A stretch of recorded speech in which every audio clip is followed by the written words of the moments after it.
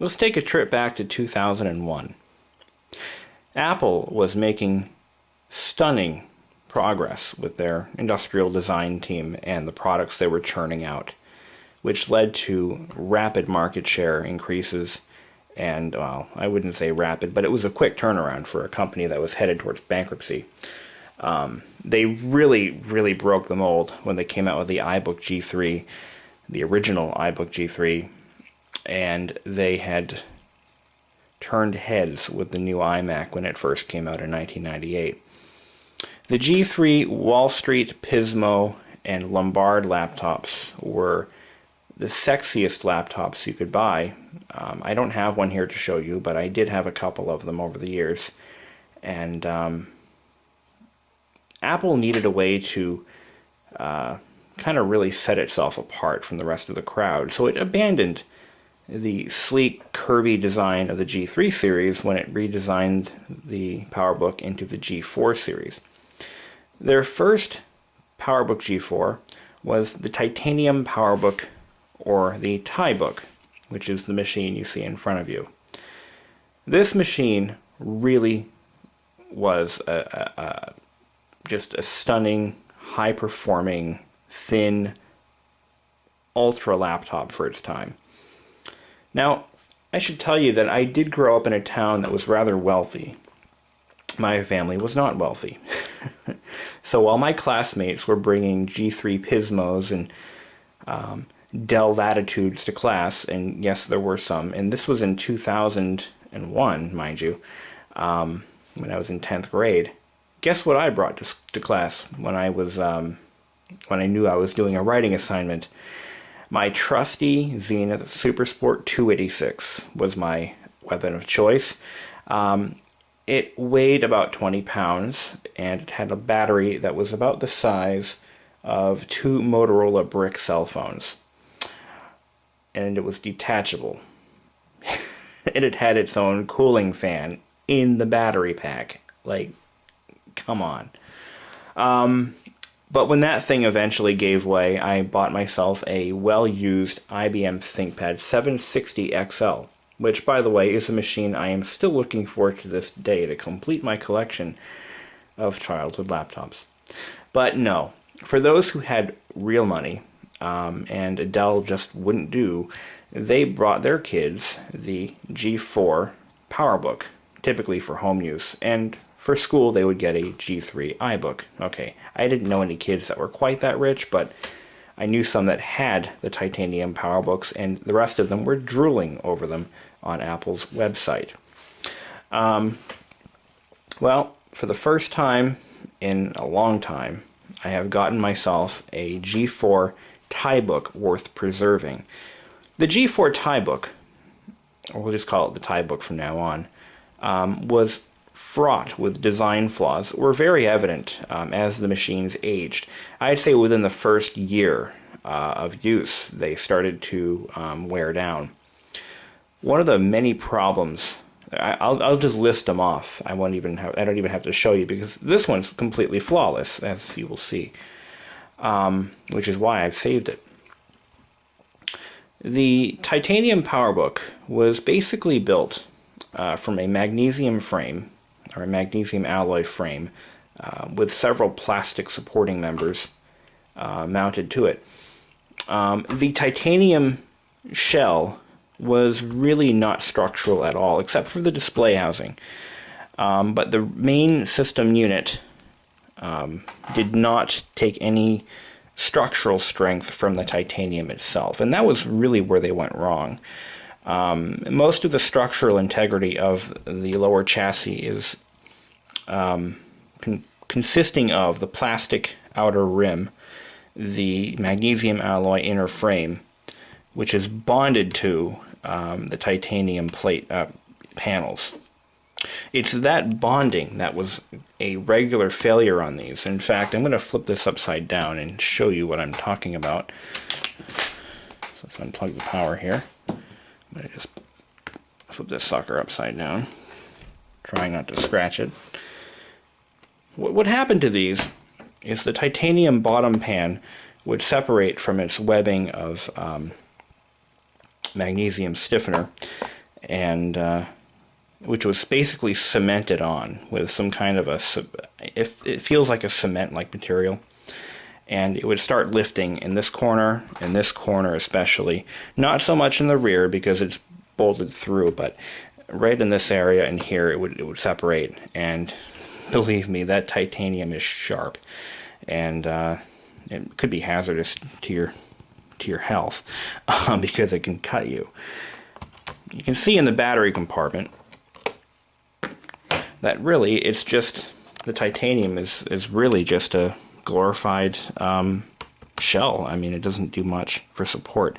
This right here, I believe, is plastic, and this is the part of the plastic outer frame, if I'm not mistaken. I'm not mistaken. It is, and this is mainly part of the. This is really a structural member of the machine. So as you can clearly see at this point that there really is nothing gained durability-wise from the use of titanium. It's more of a gimmick than anything. And not only that, but the titanium is anodized, much like the aluminum MacBooks of today.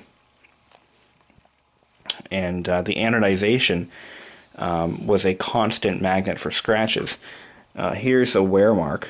It's worn right through the anodized layer, and right here is a scratch. That's pretty much about as bad as this machine gets. It really was a well-preserved example. But if you were to use this on a table in a grain of sand, just like a MacBook of today, it doesn't take much to scratch it, and when you do, it's permanent. Which is why I personally would prefer a plastic machine where the scratches can actually be buffed out or hidden with, if it gets really, light scratches can be hidden with silicone spray and rubbed out. But, The other problem was, and this is really just cosmetic though, is that the outer frame, the plastic frame, is painted with a metallic paint, and just like the anodized coating, it also wears off, especially right in here. What you're looking at right now is a machine that was used for only a couple of projects and abandoned in a bag for about 8 years. I mean, this machine is in as good of condition as you're going to find a G4 in. I don't think there are any left that are in better condition, and very few are in this condition. Primarily because they still had resale value, and they still, to this freaking day, still have some resale value left. I don't know why, but they do. And even though the G3 platform, or G4 architecture is completely irrelevant today, but that having been said, most of them were bought and sold numerous times, and are finally starting to fall apart. I had a G4 titanium, and it was actually the same model, I think, as this one, which we'll talk about in a minute. But it had all of the design flaws, and then some. I ended up throwing it out my parents' second-story window as a joke. It looked just like my dad's laptop, right? So he's standing outside on the driveway, and I'm like, "Hey, Dad, you want your laptop?" And he's like, "Oh yeah, you bring it." He wanted me to bring it down, I think. So I threw this out the window, and it looked just like his MacBook Pro, and he was like, freaking out. Anyway, the funny things we do to our parents. He laughed at the end.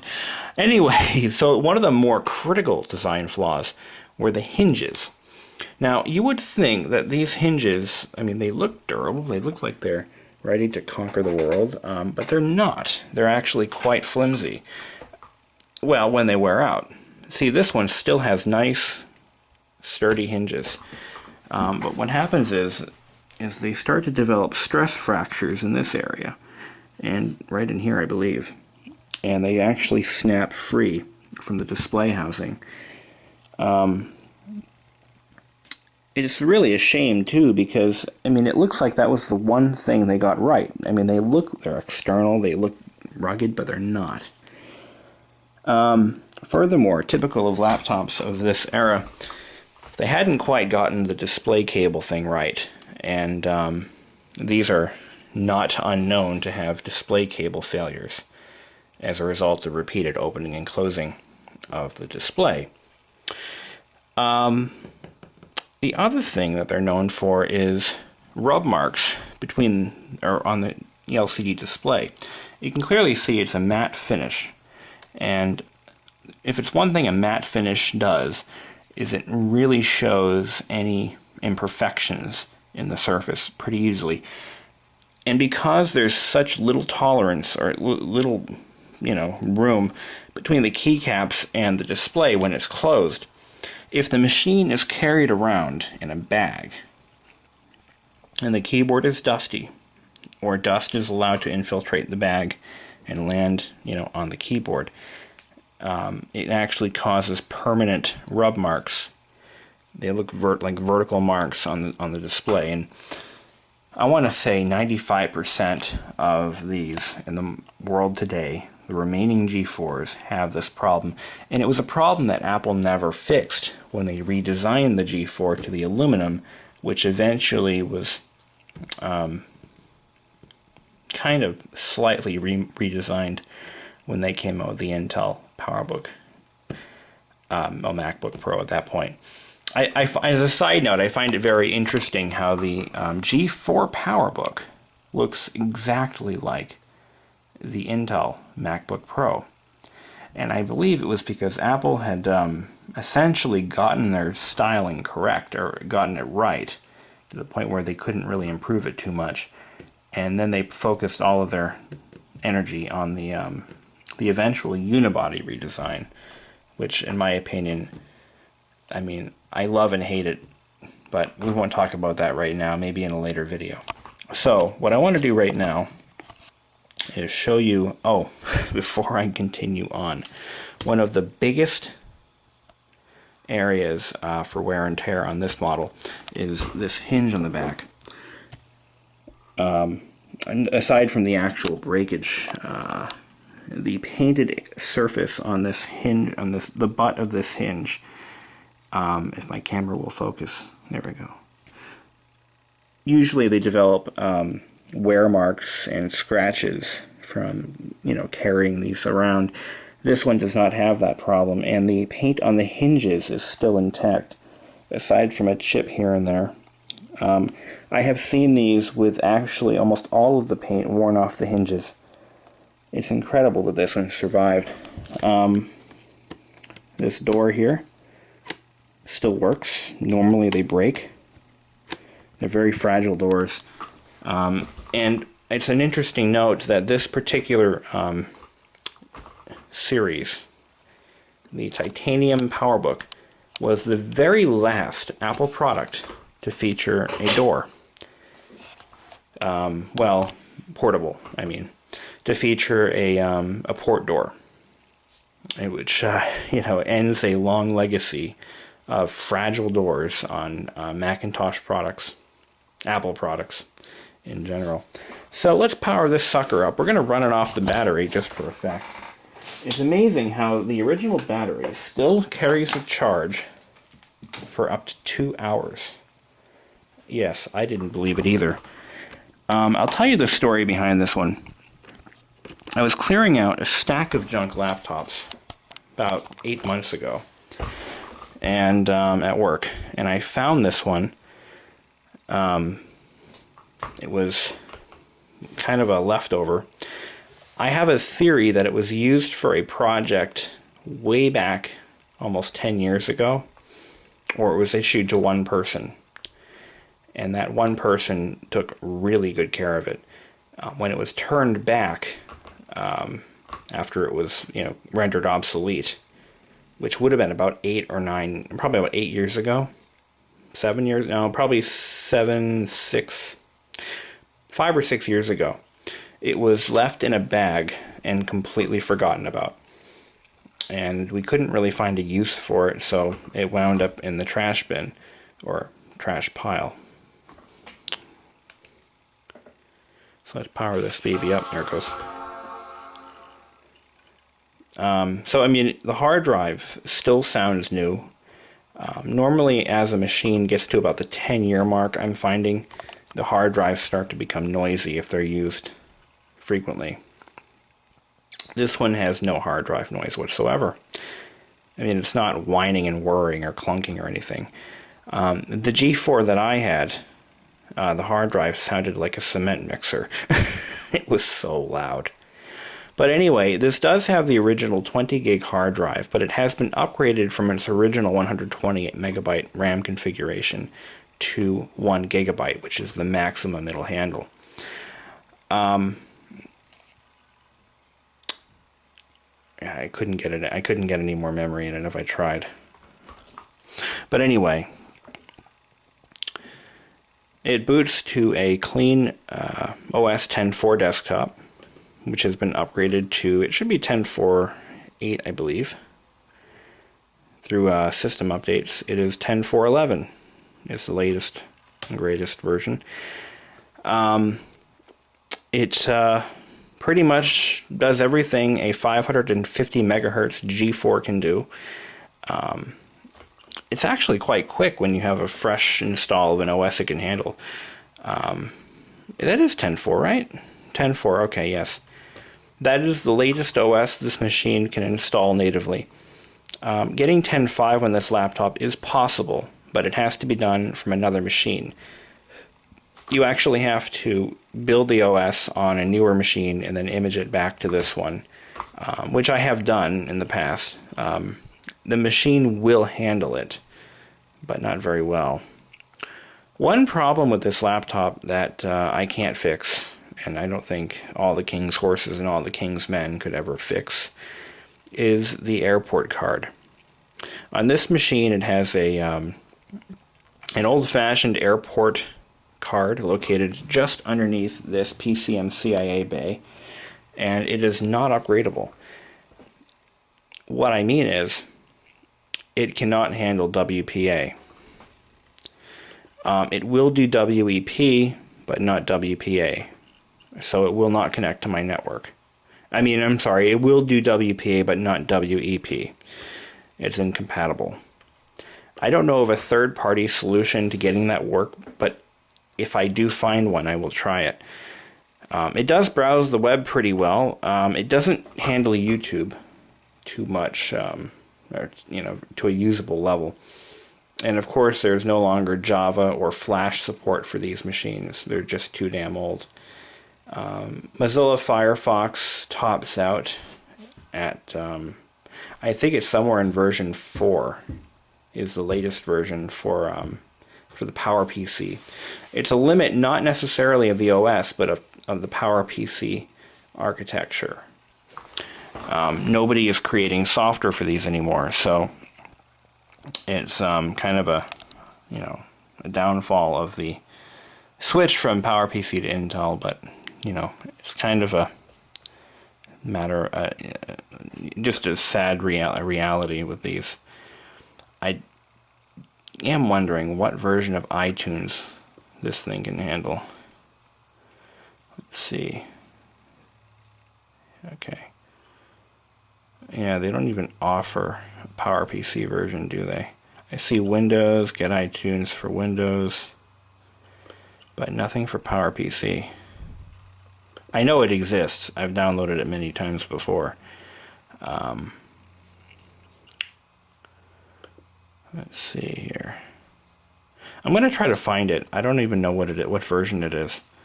But the current version requires 10.6.8 and an Intel processor.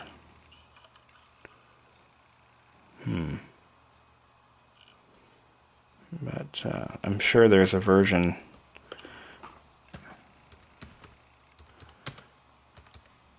PowerPC. Let's see.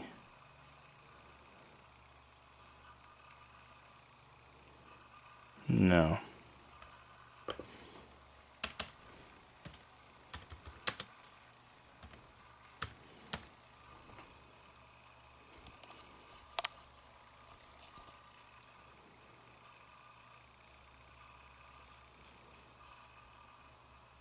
I don't think that's going to be I'll have to do some searching, but I know there's a version newer than what's on here that'll work. And I think what I have right now is like, I don't even know what version it is. Let's see. I'm not actually going to put this laptop to use because it's, I mean, I already have better machines kicking around. I mean, my own personal laptop is a powerhouse compared to this. But it's really too old for me to do anything useful with. I mean, I know that sounds bad, but it's not. It's just a reality. I mean, computers get old and they, you know, technology marches on. And my neighbor just dropped what sounded like a stack of dishes. What we have right now is version 6. So that's mighty old. Let's try to find a newer one. Okay, this article I found on cultofmac.com states that 10.6.3 is the latest version of iTunes for PowerPC. Now let's see if we can still download it. I did notice, and it was also mentioned in this article, that software updates for 10.3.9 or 10.3 are only available from Apple through a direct download. I knew that, but for some reason I had tried it anyway, and it obviously didn't work. So I ended up upgrading this to 10.4 anyway, just as a matter of course. I am going to find a way to make that airport work without disabling security on my Wi-Fi router. I did try dumbing it down to WPA, but it still wouldn't connect. So what I may do is scrap the idea altogether, or get a second wireless access point that uses strictly Mac filtering that I can shut off whenever I feel like it, you know. Just because I have other machines that could benefit from wireless access, that being this one, and I also have an old Farallon Air something card that I use on some of my other older Macs. But anyway, you know, I have one of these, oh, here it is, my Skyline 11 megabit card. That still works, but it has to be done on an older security scheme, or none at all. But I actually have an 802.11n adapter that may or may not work. What are your thoughts on this, guys? I mean, I have tried using outside wireless cards on Apples in the past with almost no success. I have found, I think, 1 or 2 cards that actually will work, but I don't have those cards. Anyway, I'm just going to use the Ethernet adapter right now just to get this stuff installed, and then I'll probably put the machine in a bag and forget about it for another 10 years, and then I'll pull it out and say, hey, I still have this. But right now it is still running on battery power. We're at 93%, even still. So that's good news, right? Well, I have just learned that 10.6.3 version of iTunes will only work on 10.5, Mac OS 10.5 that is. So I need to find a version of iTunes for 10.4. Well, screw you. Anyway, yeah, we're gonna go ahead and empty the trash on this one.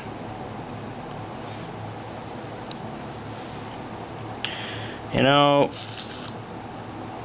it's amazing how much you forget when you haven't built a Mac OS image in God knows how long. Alrighty then. Let's see. Let's do this. Let's go ahead and let's see, iTunes 10.4. Will you stop? Jesus Christ.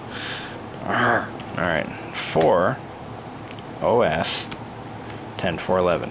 Okay, here we go. Dum da dum dum da dum da dum da dum dum do do do do do do do do. Yes, click here. It could be a virus. It could be porn, but it could be iTunes. iTunes 921. Okay. It was posted on July 19th of 2010. Requires 10.4.11 or later. Ooh. Tell me it doesn't require an Intel processor. Please. The requirements don't state that obvious fact. Let's try it. What the hell?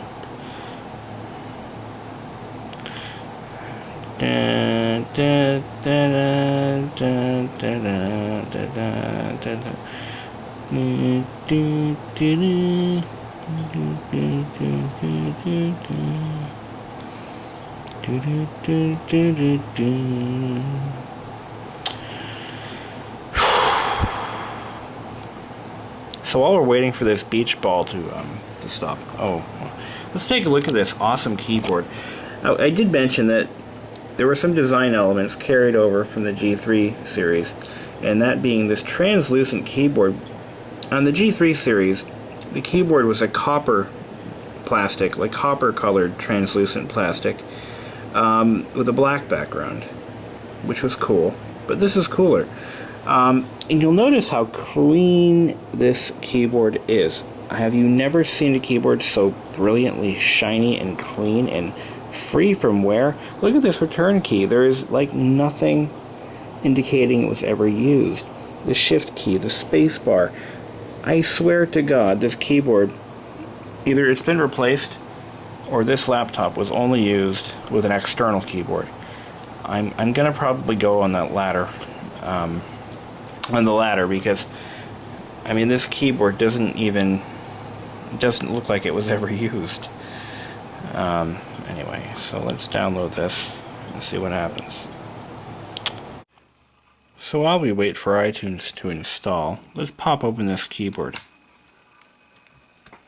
Did I lock it? I did.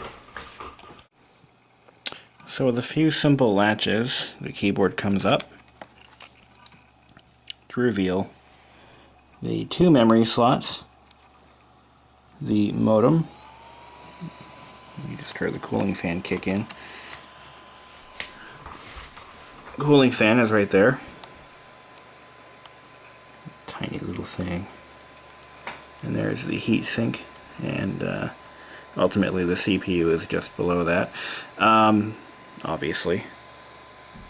Pretty easy to service though. I mean, if you need to add memory or, well, that's it really. That's all Apple would let you do back then. But at least they would let you replace memory or add to it. And they even let you replace your own battery. Not anymore. Like an Apple. Anyway, that's that. Yeah. Latch it down. Boom and boom. Pretty cool, huh? Alright.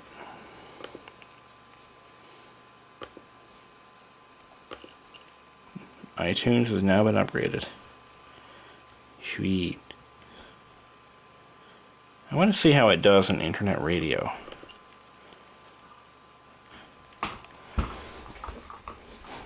I'm sure it'll work just fine.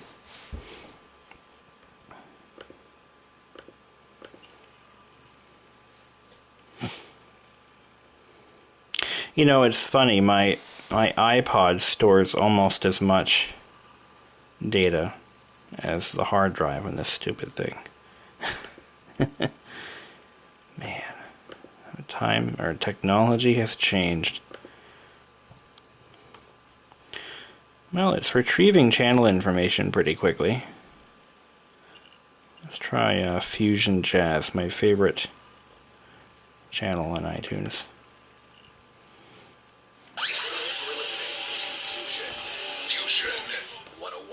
Not bad. Not bad at all. Commercial free. Enjoy more music and fewer ads with Live 365 Internet Radio. For a limited time, take advantage of Live 365's 5-day VIP free trial and experience the ultimate ad-free listening to Could be worse. stations at live365.com/register. Well, we're done, so thanks for watching. Live 365.